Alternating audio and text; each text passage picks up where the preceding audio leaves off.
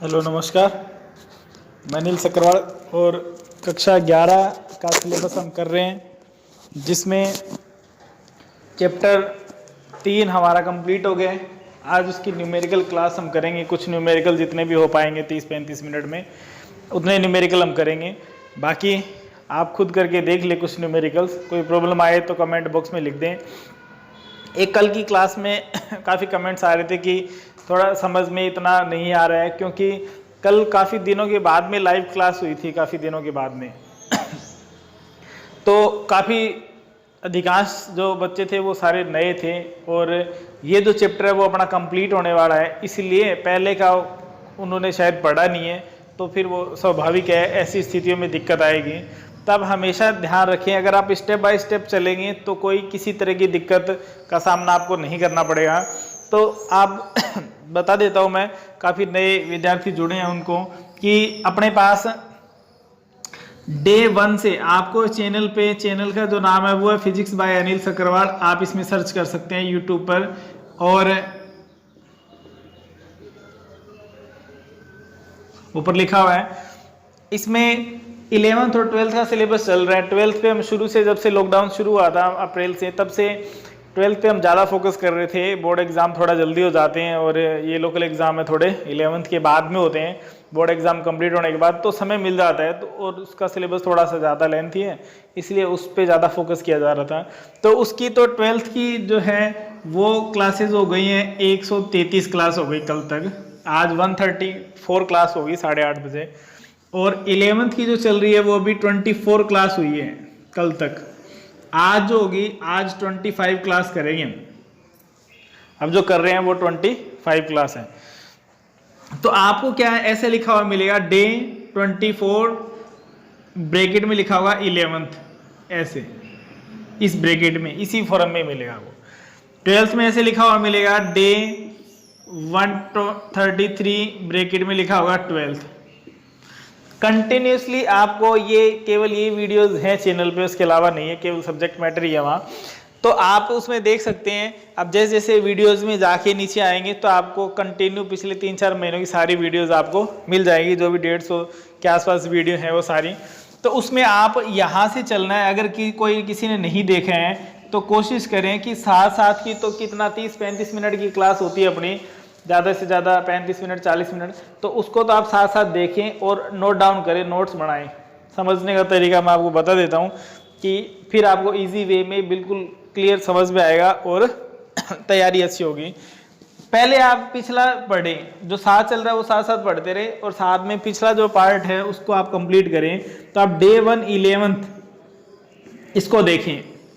इसमें chapter number 1 NCERT, CBSE, RBSE सबका syllabus same है। इस बार राजस्थान बोर्ड में थोड़ा सा अलग था कि चैप्टर नंबरिंग, वैसे तो साइंस में कुछ चेंज नहीं होता, कैसा भी बोर्ड हो चाहे, सब वही टॉपिक रहते हैं हमेशा। हम पढ़ते थे तब भी वही थे, उससे पहले भी वही चले आ रहे थे, अभी भी वही है। लेकिन क्या होता है, सिलेबस अगर आरबीएसई ने बनाया तो उसने चैप्टर आगे पीछे कर दिए, कुछ टॉपिक दूसरे में डाल दिए। चैप्टर की नंबरिंग, जो चैप्टर अपने को एनसीईआरटी में या सीबीएसई में चैप्टर नंबर 2 में मिलेगा, वो उसको चैप्टर नंबर 1 में मिल जाएगा, टॉपिक वही रहेंगे। फिर भी इस बार राजस्थान बोर्ड में भी एनसीईआरटी सिलेबस लागू कर दिया गया है। राजस्थान बोर्ड में भी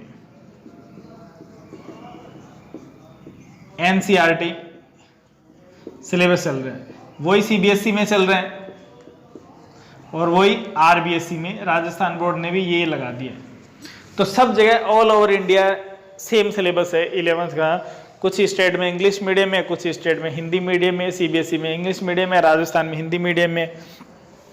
मॉडल स्कूल में जो सीबीएसई पैटर्न लगता है तो उसमें इंग्लिश मीडियम में।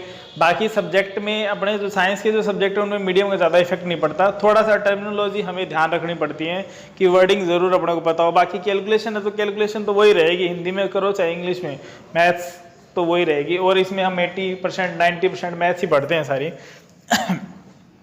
तो यहाँ चैप्टर 1 से आप देखना शुरू करें। सबसे पहले तो ये ध्यान रखें चैप्टर 1 से डे 1। फिर आपको टॉपिक का ध्यान रखने की जरूरत ही नहीं है, ये सारे टॉपिक वाइज ही बनाए गए हैं। मैं जो बना रहा हूँ ये बिल्कुल सिलेबस देख के बुक के अनुसार ही बना रहा हूँ। इतना जरूर हो सकता है कि कोई टॉपिक मैंने बुक में मान लो शुरू में है चैप्टर में, तो मैंने हो सकता है एक टॉपिक पढ़ा के उसके बाद में टॉपिक थोड़ा आगे पीछे हो सकता है, लेकिन उसी चैप्टर का उसी चैप्टर के अंदर है, वैसे तो आगे पीछे भी नहीं है, कंटिन्यूटी से है ये। फिर डे 2 पढ़ेंगे आप 11th, फिर डे 3 पढ़ेंगे। पहले चैप्टर की 3 क्लासेज हैं, ये पहला चैप्टर कंप्लीट हो जाएगा। फिर उसके बाद में चैप्टर 2 शुरू होगा, चैप्टर 2 वो डे 4 से शुरू हो जाएगा। फिर डे 4 डे 5 वो कंप्लीट आप देखोगे, चैप्टर 4 देखें। फिर आप चैप्टर 2, फिर आप चैप्टर 3 देखें। उसके बाद अब चैप्टर 3 जो है वो डे 24 पे कंप्लीट हुआ है, कल कंप्लीट हो गया अपना डे 24 पे। तो 24 क्लासेस में चैप्टर 1, 2 और 3 है। ज़्यादातर क्लासेस 20 मिनट के आसपास की होंगी, पहले जो बनाई गई है वो लगभग 20 मिनट, 22 मिनट, 18 मिनट इस तरह की क्लासेस होंगी। तो आप चाहें तो एक दिन में 3 क्लासेस भी देख सकते हैं, 1 घंटा देखेंगे तो 3 क्लासेस हो जाएंगी। तो आप पहले उसको साथ साथ अगर 2-4 दिन में, 5 दिन में उसको कवर कर लेते हैं तो आपको बेसिक क्लियर हो जाएगा, बेसिक। और चैप्टर संख्या 2 में और 3 में पूरा बेसिक ही है, बेसिक कंप्लीट अगर हो जाएगा तो फिर आपको समझने में दिक्कत नहीं आएगी।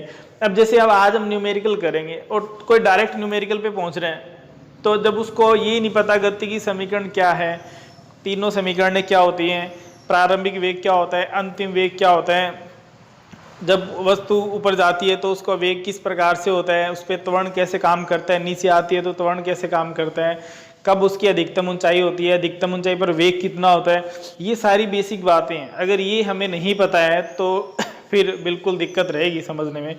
तब बेसिक मुश्किल कुछ भी नहीं है, थोड़ा सा आपको कंटिन्यूटी से पढ़ना पड़ेगा। ऐसा नहीं है भी बीच में आपने 5वां पार्ट पढ़ लिया, फिर आपने 5वें पार्ट की 2 क्लास पढ़ ली, फिर तीसरे पार्ट की 3 क्लास पढ़ ली, सब समझ में आ जाए, ऐसा संभव ही नहीं है। कारण है क्योंकि सारी चीज़ें जुड़ी हुई है आगे से आगे, अगर वो क्लियर करेंगे तो ही आपको क्लियर होगा। आप नए चैप्टर में भी ऐड होते हैं तो भी वैसे यूँ कहते हैं भाई नए चैप्टर में ऐड हो जाओगे, जैसे कल से अपने नया चैप्टर शुरू करेंगे, चैप्टर 4 समतल में गति, तो अगर उसमें ऐड हो जाते हैं तो यूँ कह भी नए चैप्टर में ऐड हो गए तो उसमें हमें समझ में आ जाएगा। मैं यही कहूँगा कि उसमें भी आपको दिक्कत रहेगी, क्योंकि चैप्टर 4 में कुछ चीज़ें हम ये चैप्टर 3 वाली सारी चीज़ें यूज़ करेंगे।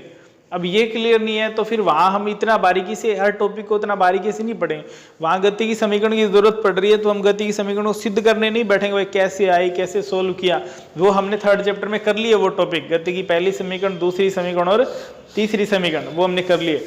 हम वहाँ नहीं करेंगे, वहाँ तो हम डायरेक्ट यूज़ करेंगे। अगर फर्स्ट चाहिए तो v = u + at लगा देंगे, अगर सेकेंड चाहिए तो s = ut + ½ at² लगा देंगे, थर्ड चाहिए तो v² = u² + 2s लगा देंगे, आपेक्षिक वेग चाहिए तो आपेक्षिक वेग का डायरेक्ट लगा देंगे, एक ही डायरेक्शन में जा रहे हैं तो घटा देंगे, विपरीत में है तो ऐड कर देंगे।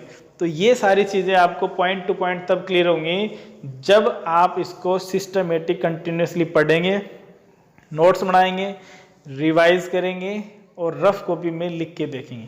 जब आप इतना काम कर लेंगे तो आपको बिल्कुल बेसिक समझ में भी आ जाएगा, याद भी हो जाएगा, एग्ज़ाम की तैयारी भी हो जाएगी। आफ्टर 12th कंपटीशन में कैसे क्वेश्चंस आते हैं उनका लिए भी जो बेसिक चाहिए वो 11th में ही क्लियर करना होता है। तो कुछ बच्चों को ये भ्रांतियाँ रहती है, भाई ये तो लोकल क्लास है, इसमें तो पास हो जाएंगे, ऐसे ही सर ही पास कर देंगे, वैसे ही नंबर मिल जाएंगे। तो आप चाहे बेशक पास हो जाओ, लेकिन अगर आपका ये 11th का क्लियर नहीं है तो आफ्टर 12th आप पूरी तरह से समस्याओं से घिरे हुए मिलोगे और सबके बाद जबान पे एक ही बात रहेगी, हमने 11th में ढंग से पढ़ा नहीं था, या हमें पढ़ाया नहीं था, या हमने समझा नहीं था। कोई भी बहाने चाहे हम अपनी तरफ से कितने भी दे दें, वो तो हम अपनी तरफ से दे रहे हैं केवल, और हमें भी पता है कि उन बहानों को देने का कारण भी क्या है, हम खुद हैं। इसलिए वो बहाने आपको नहीं बनाने पड़े बाद में, और जो भी एग्ज़ाम दे उसकी तैयारी आप ये अच्छे से कर सकें। उसके लिए तो बेसिक कंसेप्ट चाहिए। किसी कोचिंग में भी जाओगे उसके लिए भी वहाँ आपको ये बेसिक चीज़ें नहीं करवाई जाएंगी, वहाँ तो सीधा क्या हो गए, सीधा कंपटीशन के लिए जो न्यूमेरिकल बेस्ड है वो सारा वही चलेगा। वो भी ये मानेंगे कि जब आप 12th पास करके आए हो तो इसका मतलब 11th 12th आप करके आए हो।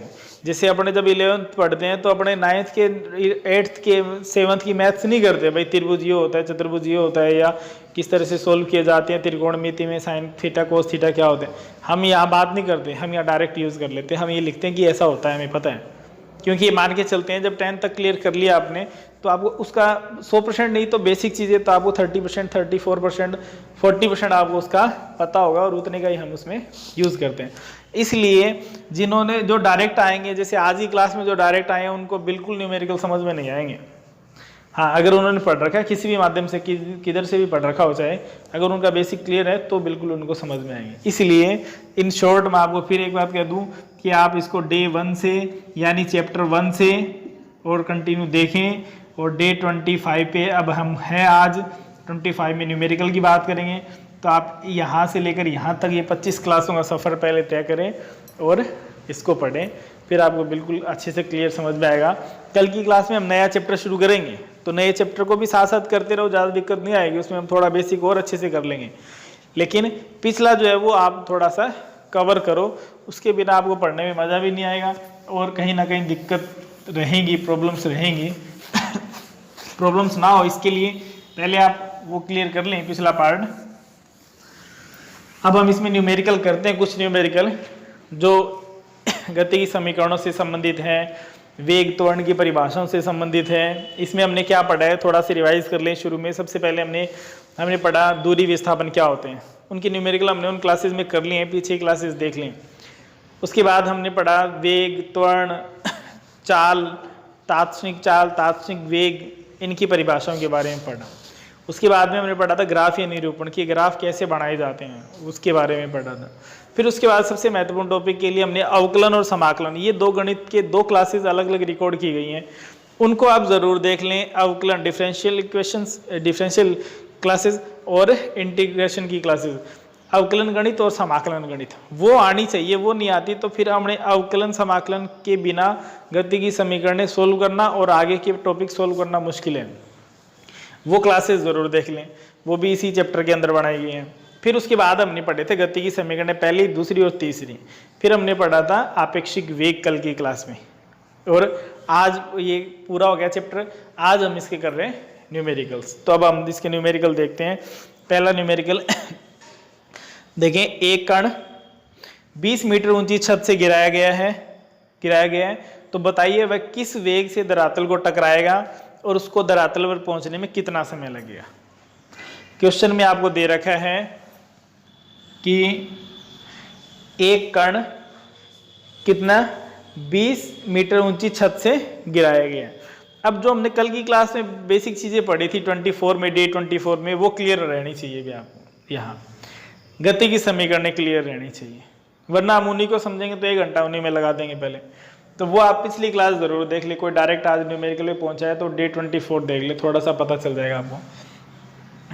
अब क्वेश्चन क्या कह रहे हैं, हमें ये कहा गया है कि कितनी 20 मीटर ऊंची छत है कोई, ये छत है कोई, यहां खड़ा है कोई व्यक्ति,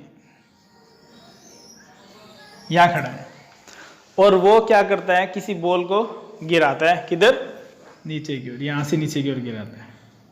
इसकी ऊंचाई कितनी है, 20 मीटर। ठीक है। अब आपको इसमें 2 बातें बतानी है। पहली बात तो बतानी है कि वह धरातल को किस वेग से टकराएगा।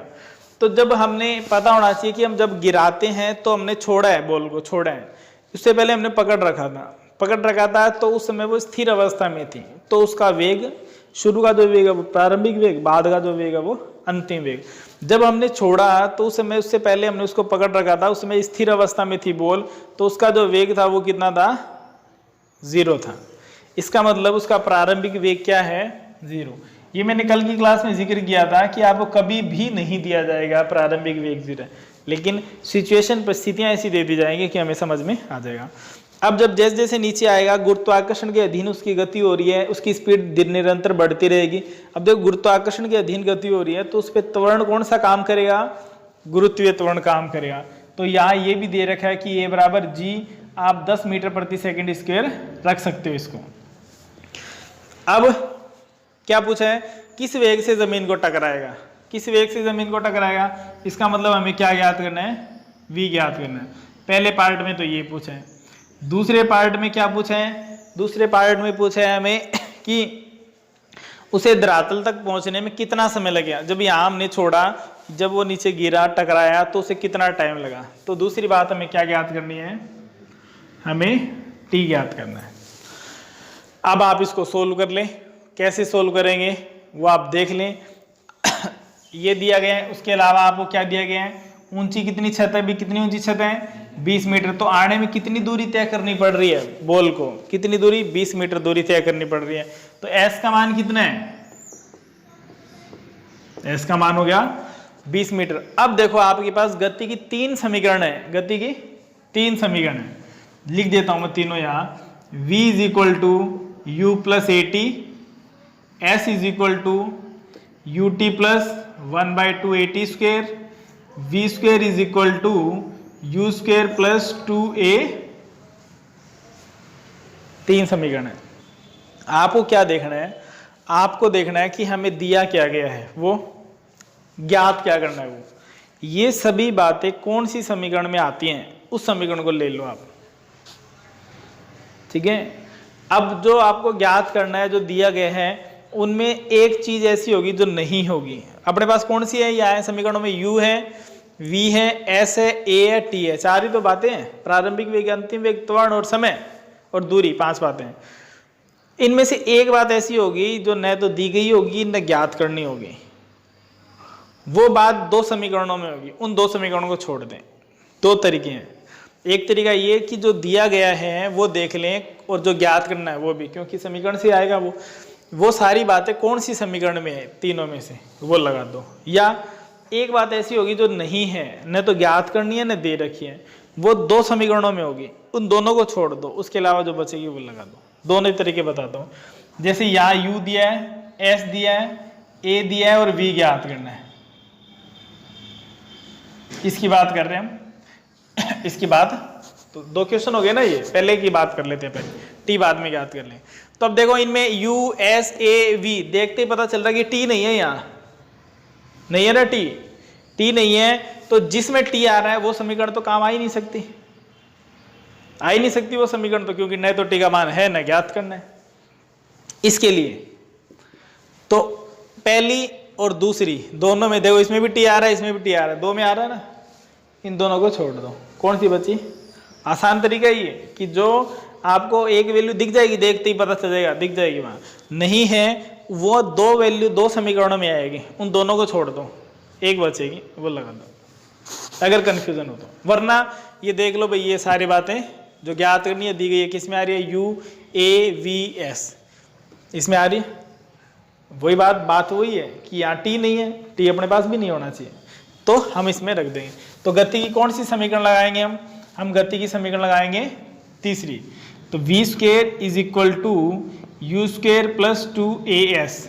v की वैल्यू हमें ज्ञात करनी है, u की वैल्यू 0 है, प्लस कण देखो नीचे आ रहा है इसलिए a बराबर g है। जब कण ऊपर जाता है तो a बराबर माइनस g होता है, क्योंकि गुरुत्वाकर्षण हमेशा नीचे लगता है, बॉल ऊपर जा रही है तो बॉल को नीचे खींचती है, इसलिए उसका वेग धीरे धीरे कम होता रहता है और अंत में 0 हो जाता है, फिर बॉल वापस आ जाती है।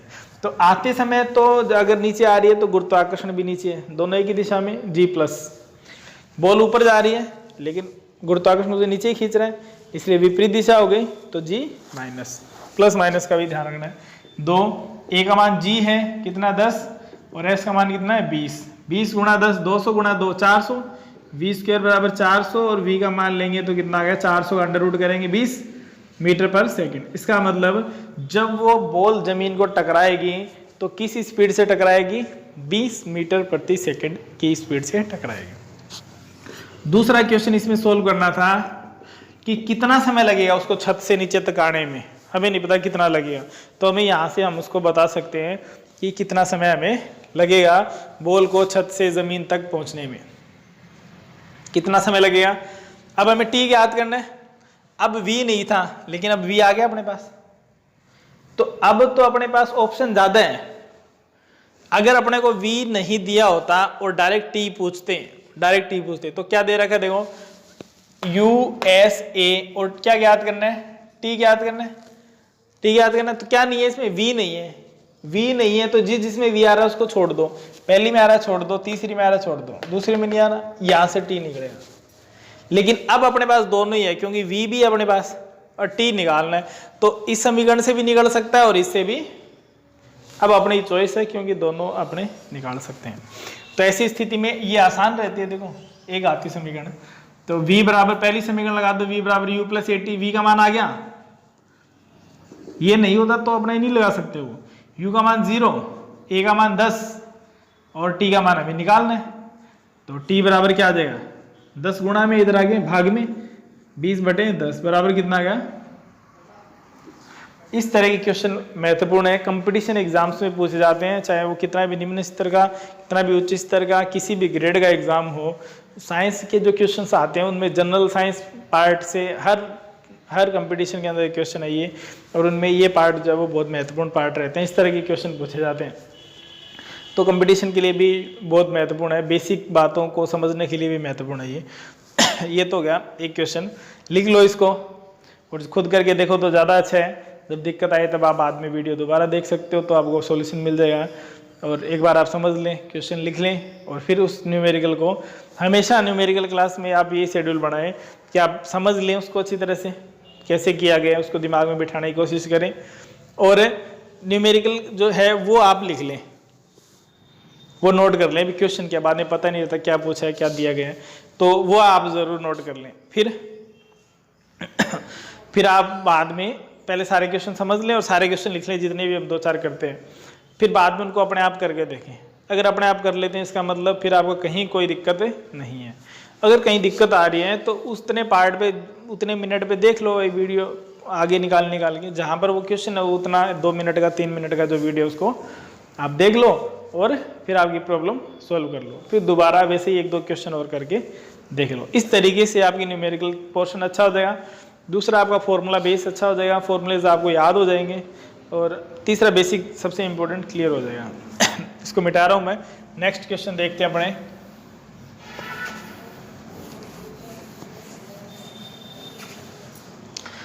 अगला क्वेश्चन है, एक कार विरामावस्था से चलकर 12 सेकंड में 30 मीटर पर सेकंड का वेग प्राप्त कर लेती है। कितना सेकंड में?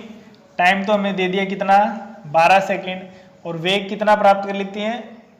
वेग 30 मीटर पर सेकंड का वेग प्राप्त कर लेती है। कहां से? विरामावस्था से, from rest condition. Rest condition से यानी रुकी हुई है, पहले रुकी हुई है, तो प्रारंभिक वेग इनडायरेक्टली कह दिया कितना है, u का मान कितना है, 0 है। ठीक है, अब आपको क्या ज्ञात करना है इसमें वो देख लो। सबसे पहली बात ज्ञात करनी है उस कार का त्वरण। सबसे पहली बात ज्ञात करनी है कार का त्वरण। दूसरी बात क्या ज्ञात करनी है? दूसरी बात ज्ञात करनी है हमें तय की गई दूरी, कार द्वारा तय की गई दूरी, कितनी दूरी तय की गई। और तीसरी बात ज्ञात करनी है, सारी बातें आगे इसके अंदर काफी कुछ सिंप्लीफाई हो जाएगा। तीसरी बात ज्ञात करनी है 7 सेकंड के बाद में वेग कितना है, 7 सेकंड पश्चात वेग। 3 बातें हमें ज्ञात करनी है। अब देखो u दे दिया, v दे दिया, t दे दिया, त्वरण ज्ञात करना है। सीधी सीधी त्वरण की परिभाषा लगा दो, क्या है? अब वो नहीं पता तो दिक्कत रहेगी। इसलिए अगर आपको दिक्कत है तो पहले आप पूरा चैप्टर समझें, फिर न्यूमेरिकल समझेंगे तो ज़्यादा अच्छा रहेगा। त्वरण की परिभाषा क्या है? a = dv/dt। वेग में परिवर्तन की दर को त्वरण कहते हैं। Change in velocity with respect to time is called acceleration. अब इसको क्या लिख सकते हैं? वेग में परिवर्तन। परिवर्तन का मतलब अंतिम वेग माइनस प्रारंभिक वेग है। अंतिम वेग माइनस प्रारंभिक वेग डिवाइड बाय अंतिम समय माइनस प्रारंभिक समय। ठीक है, कोई 5 सेकंड पे चलना शुरू करता है तब उसका वेग 10 मीटर प्रति सेकंड है, और 15 सेकंड के बाद में उसका वेग 50 मीटर प्रति सेकंड हो जाता है। तो फिर वेग में अंतर बटे समय में अंतर। D for difference in velocity upon difference in time. Time के रिस्पेक्ट में चेंज हो रहा है ये सारा, तो इसमें क्या आ जाएगा? ये कह सकते हैं v2 माइनस v1। यहाँ अंतिम वेग प्रारंभिक वेग है तो अंतिम वेग v माइनस u, और ये अंतिम समय t2 माइनस t1, ऐसे लिख सकते हो। v2 माइनस v1 भी लिख सकते हो आप इसे, लेकिन हम क्या करते हैं, प्रारंभिक वेग को u, अंतिम वेग को v लिखते हैं, इसलिए v माइनस u। अब देखो प्रारंभ में जब वेग 0 है, रुकी हुई है गाड़ी, तो समय स्टार्ट हुआ है, तब समय भी 0 है। तो यहाँ से मान रख दो इसका, क्या आ जाएगा? अंतिम वेग 30, प्रारंभिक वेग 0 भाग में t का मान रख दो कितना है, 12 सेकंड माइनस 0। यानी ये जो समय दिया गया है वो डिफरेंस ऑफ टाइम ही दिया गया है कि 12 सेकंड में इतना काम होता है, तो इसका मतलब बीच का ही समय है वो 12 सेकंड, dt है। यानी प्रारंभिक समय 0 है, अंतिम समय 12 है, तो 12 - 0, तो ये आ गया 30/12। भाग देते 2 पे जाएगा 24, 6 बचा 60, पॉइंट 12 × 5 60, तो ये कितना आ गया 2.5 मीटर पर सेकेंड। किसका वेग आ गया? कार का, सॉरी त्वरण आया, ये वेग नहीं, सॉरी त्वरण है ये। a = तो 2.5 मीटर पर सेकेंड स्क्वायर। ये कार इस त्वरण से गतिशील है, यानी इतना इसके अनुसार वेग में परिवर्तन उसमें हो रहा है। ये तो पहला बात आ गई। अब सोल्व करते हैं दूसरी बात। दूसरी बात क्या? कार द्वारा तय की गई दूरी। अब कार ने कितनी दूरी तय की? दूरी बराबर चाल गुणा समय। दूरी बराबर क्या होता है? चाल गुणा समय। तो उसे सोल्व कर लें और गति की समीकरण यूज करना चाहें तो गति की समीकरण यूज कर लें, किसी से भी सोल्व कर सकते हो। गति की समीकरण में हमें दूरी ज्ञात करनी है। क्या दे दिया देखो, u है, v है, t है और a हमने निकाल लिया, कितना है 2.5 मीटर पर सेकेंड से। यहां से अभी अगले क्वेश्चन के लिए दोबारा नहीं लिखना पड़े, यही लिख दिया हमने। a = 2.5 मीटर पर सेकेंड स्क्वायर। अब क्या ज्ञात करना है? देखो इसके अंदर u, v, a, t भी आ रहा है। क्या ज्ञात करना है? हमें ज्ञात करना है दूरी, s ज्ञात करना है। तो s देखो किस में आ रहा है? इसमें क्या चाहिए? ut + 1/2 at², ये चाहिए, ठीक है। तो a है अपने पास, t भी है, u भी है, t भी है, सब है। तो दूसरी समीकरण लगा दो। तो s = ut, u का मान क्या है 0, t से गुणा हो गया 0 हो जाएगा, +1/2, a का मान कितना है 2.5 गुणा t का मान कितना है 12, तो 12 का स्क्वायर। सोल्व कर लो इसे। s बराबर कितना आ जाएगा 1/2 गुणा 2.5 गुणा 12 गुणा 12, कैंसिल आउट हो गया 6 से। 2.5 को 6 से गुणा करेंगे तो 15, 15 को 12 से गुणा करेंगे तो 180। तो 180 मीटर जो है वो दूरी तय करेगी कार। कितनी दूरी तय करेगी? 180 मीटर। अब तीसरी बात पे आते हैं। तीसरी बात पूछी गई है 7 सेकंड के बाद कितना वेग होगा। ये तो दूरी है, अभी 12 सेकंड में 180 मीटर जाएगी। त्वरण का मतलब होता है वेग में परिवर्तन, इसका मतलब उसकी स्पीड लगातार बढ़ रही है। जहाँ त्वरण होता है, त्वरण का मतलब है कि स्पीड में लगातार चेंज हो रहा है, तभी त्वरण होगा। अगर स्पीड लगातार कम हो रही है तो त्वरण माइनस में होगा, a का मान माइनस में आएगा। अगर स्पीड लगातार बढ़ रही है तो a का मान प्लस में आएगा, और अगर कांस्टेंट है तो a का मान 0 आएगा। जैसे मान लो कोई गाड़ी, अगर कहते हैं बाइक चला रहा है, मोटरसाइकिल चला रहा है, और वो चला रहा है 60 की स्पीड पे चल रही है मोटरसाइकिल, और 60 भी चल रही है, वो ना कम होती है ना ज़्यादा होती है, ना कोई ब्रेकर आता है ना कोई भीड़ भाड़ आती है, 60 भी चल रही है लगातार, कोई परिवर्तन नहीं है। इसका मतलब उस स्थिति में उसका त्वरण 0 है, क्योंकि वेग में परिवर्तन हो ही नहीं रहा। जब वो ब्रेक लगाता है तो a का मान माइनस में होगा। अब वो कितना होगा उसके लिए, जब ब्रेक लगाया तो 60 की स्पीड थी, और हम देखेंगे 5 सेकंड बाद में 20 की स्पीड हो गई, तो फिर वो टाइम हो गया, dt का मान 5 सेकंड हो गया, इससे निकल जाएगा a का मान, यहाँ से निकल जाएगा मान। a का मान ब्रेक लगा रहा है तो माइनस में आ जाएगी इसका मान। इसको सोल्व करते हैं। 7 सेकंड के बाद में वेग कितना होगा? 7 सेकंड के बाद में तो हमें क्या निकालना है? v निकालना है। t दे दिया, t बराबर कितना दे दिया 7 सेकंड। u का मान है अपने पास कितना 0, ठीक है। और हमें क्या ज्ञात करना है? v ज्ञात करना है, u, और a का मान है अपने पास ये रहा। अब देख लो किससे करें? पहली समीकरण में आ रहे हैं ना चारों मान, तो सबसे सही तरीका ये भी है कि आप देख लो जो मान दिए गए हैं प्लस जो ज्ञात करना है, सारे कौन सी में समीकरण में आ रहे हैं उसी को उठा के लगा दो। तो किसको लगा दें? v = u + at। u का मान 0, a का मान 2.5 और t का मान 7। तो 25 × 7 175, एक के बाद पॉइंट 17.5। मात्रकों का विशेष तौर पे ध्यान रखना है भी आपको। अभी शुरू से आदत डाल लोगे तो 2, 4, 5, 7 चैप्टर पढ़ोगे तो आदत हो जाएगी, 12वीं में दिक्कत नहीं आएगी, हैबिट हो जाएगी कि कुछ भी लिख रहे हैं तो बिना मात्रक के नहीं लिख रहे हैं, तो मात्रक लगा के लिखो हमेशा। तो वेग है तो वेग का मात्रक मीटर पर सेकेंड, ये हो गया। नेक्स्ट क्वेश्चन करते हैं। क्वेश्चन नंबर 3 मिटा रहा हूँ मैं इसको, स्क्रीनशॉट लेना चाहो तो ले लो, इसको लिख लो।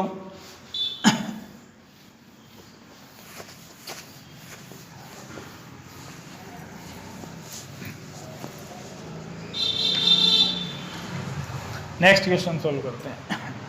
नेक्स्ट क्वेश्चन है, जयपुर से कार द्वारा अजमेर आने में 1.5 घंटे का समय लगता है। 1.5 हार, एच का मतलब हार है, 1.5 घंटे का समय लगता है यदि कार का माध्य वेग 80 किलोमीटर प्रति घंटा हो, 80 किलोमीटर पर हार, 80 किलोमीटर प्रति घंटा हो, तो जयपुर से अजमेर की कितनी दूरी है। ये तो सिंपल सा क्वेश्चन है। क्या वो क्या दे रखे हैं, समय दे रखा है, कितना लगता है 1.5 हार लगा, घंटे लगे। आप इसको उसमें मिनट में सेकंड में भी चेंज कर सकते हैं। 1 घंटे में 60 मिनट होते हैं, 1 मिनट में 60 सेकंड होते हैं, 60 गुणा 60 3600 से गुणा कर दो। और क्या दे रखे हैं कि उसकी माध्य चाल जो है वो कितनी है, 80 किलोमीटर पर हार है। तो उसके लिए वेग जो है, चाल जो है वो कितना है, 80 किलोमीटर पर हार। किलोमीटर प्रति घंटा में है, ये भी घंटा में है, अलग अलग यूनिट नहीं है, तो आप डायरेक्ट भी कर सकते हो। और क्या ज्ञात करना है उसके लिए, थैंक यू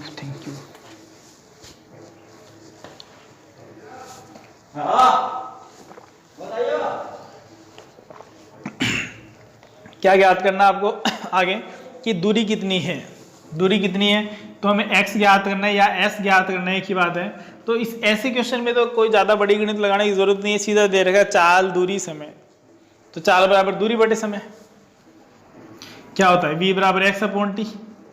विस्थापन में परिवर्तन की दर वेग होती है, दूरी ज्ञात करनी है, तो x बराबर क्या आ जाएगा, v गुणा t। मान रख दो, v का मान कितना है 80 और समय कितना 1.5 घंटा, गुणा कर दो, गुणा कर दे तो कितना आ जाएगा, 80 को 1.5 से गुणा करेंगे 120 हो गया, 120 किलोमीटर। ये तो सिंपल क्वेश्चन है, ऐसे क्वेश्चन तो खैर नहीं आते 11वीं में तो उस लेवल के क्वेश्चन ही आते हैं जो कम से कम गति की समीकरण यूज होती हैं, उस तरह के क्वेश्चन इसके अंदर पूछते हैं। नेक्स्ट क्वेश्चन करते हैं, इसमें अगला क्वेश्चन देखें। नेक्स्ट क्वेश्चन है, एक बस की चाल 25 किलोमीटर प्रति घंटा से बढ़कर 5 सेकंड में 70 किलोमीटर प्रति घंटा हो जाती है। बस का त्वरण ज्ञात कीजिए। 25 किलोमीटर प्रति घंटा से बढ़कर 5 सेकंड में 70 किलोमीटर प्रति घंटा हो जाती है। तो 25 किलोमीटर प्रति घंटा है पहले, फिर हो जाती है 70 किलोमीटर प्रति घंटा, कितनी सेकंड में, और ये प्रोसेस 5 सेकंड में हो रही है। तो टी का मान कितना है, 5 सेकंड। अब देखो यहां थोड़ा सा ध्यान रखना पड़ेगा, ये प्रारंभिक वेग है, ये अंतिम वेग है।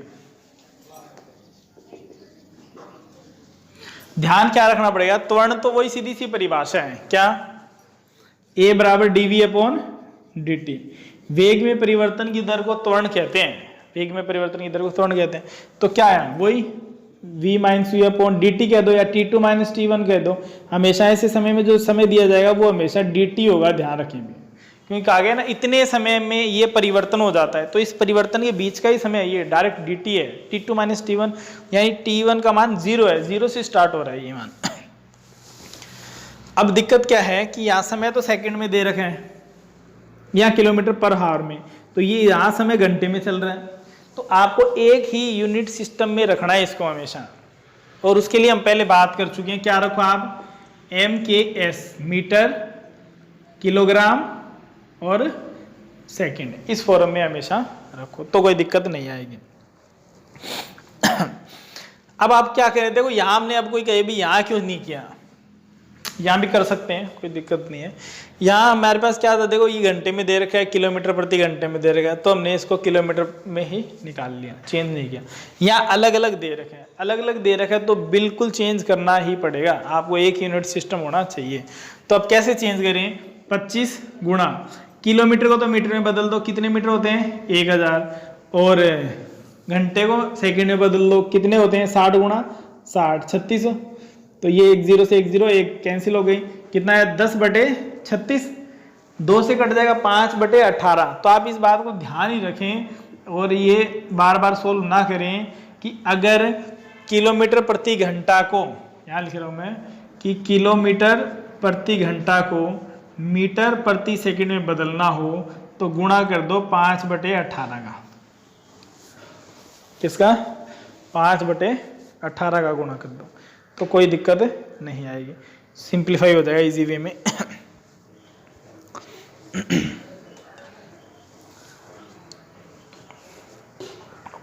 इसी तरह इसका जो मान है वो कितना आ जाएगा? 70 गुणा 5/, आप इसको गुणा करके भी लिख सकते हो, लेकिन कैलकुलेशन में ध्यान रखो, कैलकुलेशन इस हिसाब से करो कि ज़्यादा उसमें ज़्यादा गुणा भाग नहीं करना पड़े, आसान हो जाए। तो यह मान रख दो A = V की वैल्यू कितनी है? 70 गुणा 5/18 माइनस 25 गुणा 5/18। भाग में समय कितना है? dt कितना है? 5 दे ही रखा है। अब देखो ऐसा गुणा क्यों नहीं किया? क्योंकि 5/18 अगर बाहर निकाल लें, कॉमन निकाल लें, तो 70 में से 25 डायरेक्ट कट जाएंगे और 5 से 5 कट जाएगा। इसीलिए 5/18 तो यहाँ से निकाल लो कॉमन, इधर क्या बचा? 70 माइनस 25, और भाग में क्या आया? 5, तो 5 से 5 कैंसिल आउट हो गए, और आप इसे लिख लो जो भी आंसर है। कितना आएगा? 45।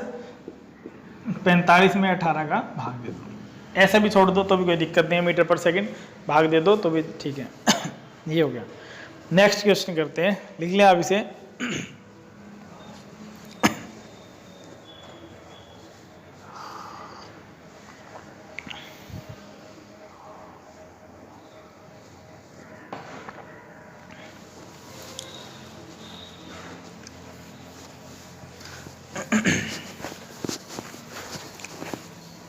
अगला क्वेश्चन जो है वो देखो महत्वपूर्ण है।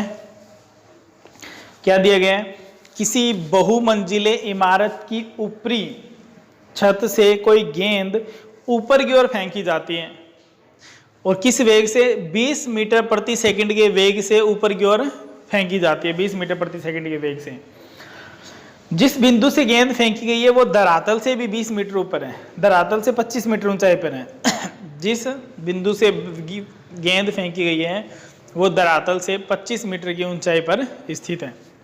तो मैं क्या बताना है कि गेंद कितनी ऊपर जाएगी और गेंद धरती से टकराने से पहले कितना समय लेगी। तो पहले तो क्वेश्चन को आप समझ लें, सारी बातें इसके अंदर, पूरा चैप्टर ही काम आ जाएगा और बहुत ही महत्वपूर्ण क्वेश्चन है ये। मतलब समझने के लिए, IQ लेवल को इंक्रीज करने के लिए अच्छा क्वेश्चन है ये। क्या आपको क्या दे रखे हैं कि ये तो है धरातल और यहां से छत की जो ऊंचाई है या ये है छत इसकी, और इसकी जो ऊंचाई है वो कितनी है? 25 मीटर। यहां पर खड़ा है एक आदमी, वो क्या करता है? वो बॉल को ऊपर फेंकता है। छत पे खड़ा हो गया, ऊपर फेंकता है, ठीक है, नीचे नहीं खड़ा हुआ, छत पे खड़ा है। छत पे खड़ा हो गया, वो ऊपर की ओर फेंकता है, बॉल ऊपर फेंकता है। और कितनी ऊपर किस वेग से फेंकता है? यहां से फेंकता है, तो उसका जो प्रारंभिक वेग है वो कितना है? 20 मीटर प्रति सेकेंड।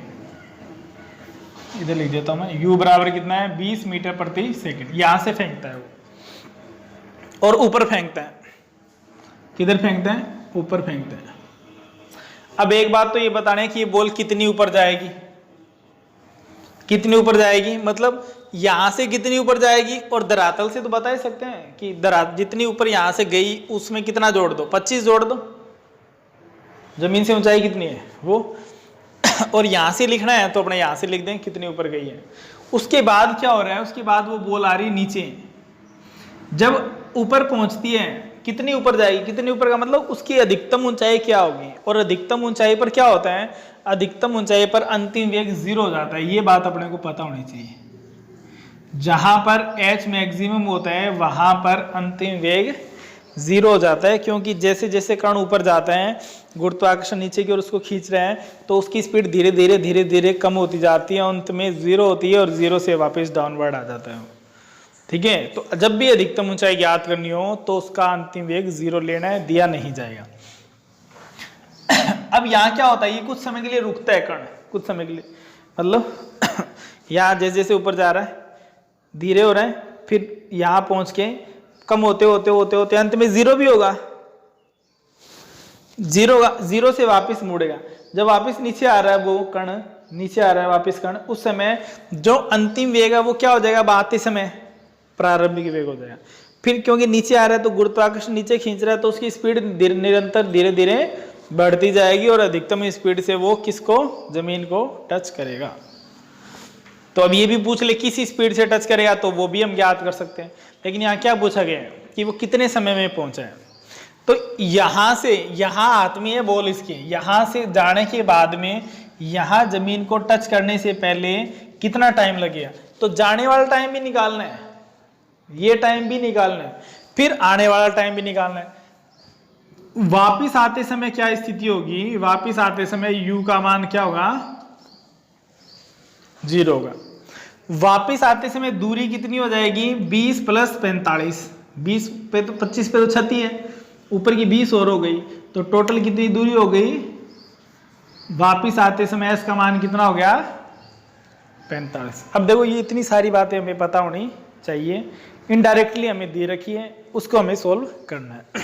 पहले एक भाग को सोल्व करते हैं, इसके पहले भाग को, कि कण जो है वो कितनी ऊपर जाएगा, पहले उसको सोल्व करते हैं। तो इस स्थिति में हमें क्या दे रखा है, हमें दे रखा है u का मान 20 मीटर प्रति सेकंड, v का मान कितनी ऊपर जाएगा, 0। अब देखो ऊपर जा रहा है, कण ऊपर जा रहा है ना, g किधर काम कर रहा है, नीचे, विपरीत दिशा हो गई, तो a बराबर क्या लगेगा, -g। तो a बराबर क्या होगा, -g। तो a बराबर क्या रख सकते हैं, -10 मीटर प्रति सेकंड स्क्वायर। क्वेश्चन में लिखा है कि कितना रख सकते हैं आप, 10 मीटर पर सेकंड स्क्वायर। अब ज्ञात क्या करना पड़ेगा, कितनी ऊपर जाएगा, तो क्या ज्ञात करना है, s ज्ञात करना है। समय नहीं दे रखा, अब इसके अंदर समय की कोई बात नहीं है, समय की बात नहीं है तो समय वाली दोनों समीकरण हटा दो, हटा दी, कौन सी बची, तीसरी लगा दो, v square is equal to u square plus 2as, v का मान 0, u का मान 20 का स्क्वायर प्लस 2, a का मान -10 और s का मान हमें ज्ञात करना है, कितनी ऊंचाई जाएगा, s ऊंचाई दूरी है यहाँ, तो इसको इधर ले आए, कितना आ जाएगा, 20 गुणा s बराबर ही कितना आ जाएगा, 20 गुणा 20 या 400 लिख दो, s बराबर क्या हो जाएगा, 20 भाग में चला जाएगा, तो 20 से 20 कट गया, कितना आया, 20 मीटर। ये तो पहले क्वेश्चन का आंसर मिल गया हमें कि कितने ऊपर जाएगा कण, 20 मीटर ऊपर जाएगा। अब दूसरे क्वेश्चन का आंसर देखो कि क्या आएगा। दूसरे क्वेश्चन का आंसर सॉल्व करने के लिए समय निकालना है, तो पहले तो हम ऊपर जाने का समय निकाल लें कि यहाँ से ये मैक्सिमम हाइट तक पहुँचने के लिए कितना टाइम लगेगा, इसको वो निकाल लें। फिर इसको यहाँ से वापस ज़मीन तक आने में कितना टाइम लगेगा वो निकाल लें, 2 टुकड़ों में निकाल लें। तो यहाँ से निकालें पहले तो दूसरे पार्ट के लिए कि अधिकतम ऊंचाई का समय,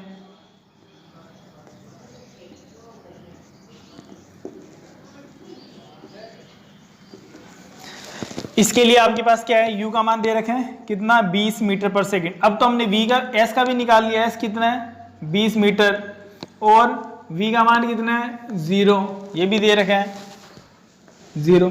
a बराबर कितना है -10 मीटर पर सेकंड स्क्वायर। अब हमें क्या निकालना है, t निकालना है। अब अपने पास खूब ऑप्शन है, कोई दिक्कत नहीं है। देखो u, s, v, a सब दे रखा है, u, v है, a है, तो पहली समीकरण से निकाल लो, और a भी है अपने पास, s भी है, तो इससे भी निकाल सकते हो, इससे भी, तीनों से निकाल सकते हो, क्योंकि हमने क्या किया, एक मान निकाल लिया पहले, वो और काम में ले सकते हैं, क्योंकि निकाल लिया तो ले सकते हैं। अगर ये नहीं निकालते तो s नहीं है अपने पास, s नहीं है तो पहली, दूसरी और तीसरी दोनों ही नहीं लगेगी, तो फिर पहली लगेगी, तब फिक्स हो जाएगा। ये एक वैल्यू अगर हम निकाल लेते हैं तो उसका यूज जब करते हैं तब फिर हम तीनों इक्वेशन को काम में ले सकते हैं। तो यहाँ से लगा दो पहली समीकरण, v is equal to u plus 80। v का मान कितना है 0, u का मान कितना है 20, a का मान कितना है -10 और t -10t इधर आगे प्लस का 10t हो जाएगा बराबर 20, और यहाँ लिख देता हूँ मैं, t का मान निकालेंगे तो कितना आ जाएगा 20/10 बराबर कितना 2 सेकेंड। एक तो ये आ गया, लेकिन ये तो कौन सा समय आया, यहां से यहां तक का समय आया, कितना 2 सेकेंड। अब यहां पहुंच गया कण, यहां से वापस आएगा, तब ये 45 मीटर के लिए टाइम और निकालना है।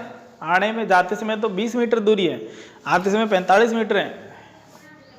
तो आते समय के लिए क्या होगा, नीचे आते नीचे आने का समय, दोनों को जोड़ना पड़ेगा बाद में। क्या है इस स्थिति में, u का मान 0 है, ये नहीं दिया गया क्वेश्चन में, हमें पता होना चाहिए। कण ऊपर जाएगा तो धीरे धीरे उसका वेग कम होगा और 0 हो जाएगा, वही वापस उसी वेग से नीचे आएगा। तो प्रारंभिक वेग 0 होगा और धीरे धीरे नीचे आते समय बढ़ता रहेगा। और क्या दे रखा है, s का मान कितना है 45 मीटर। बस नीचे आते समय क्या हो जाएगा, a बराबर g, क्योंकि कण भी नीचे आ रहे हैं, गुरुत्वाकर्षण भी नीचे है, दोनों एक दिशा में है, तो प्लस, इसलिए a बराबर क्या आएगा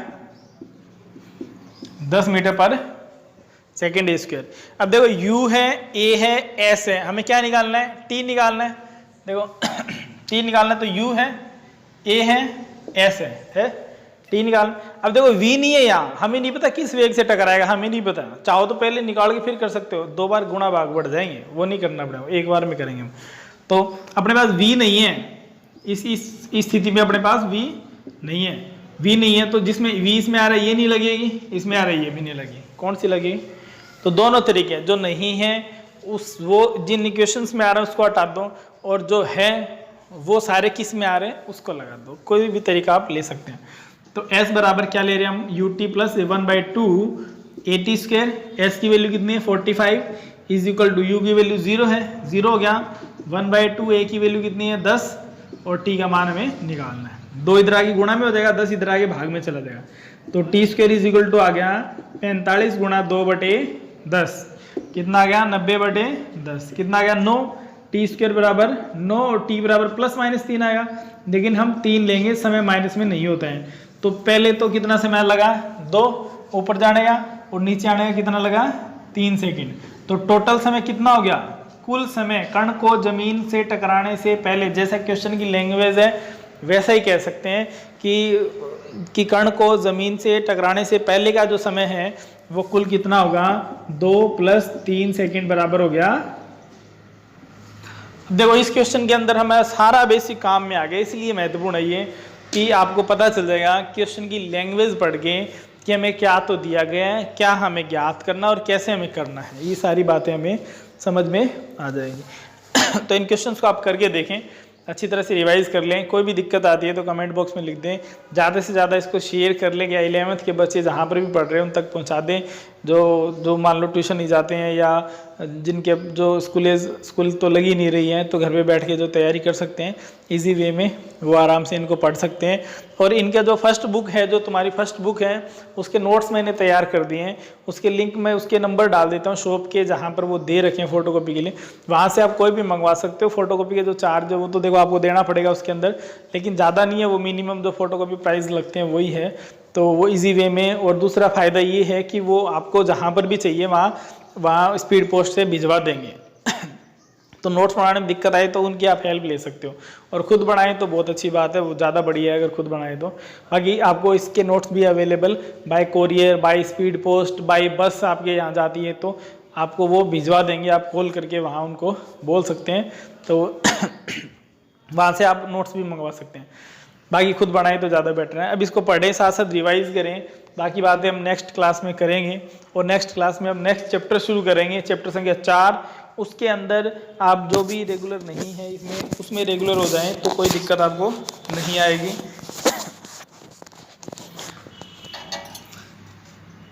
बाकी पढ़ते रहिए। Good night.